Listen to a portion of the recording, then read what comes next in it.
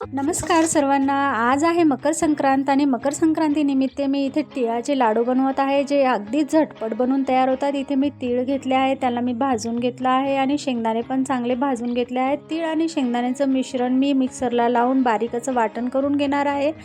त्याच्यानंतर मी गूळ घेतला आहे आणि गूळ पण मी चांगल्या प्रकारे खिसून घेणार आहे.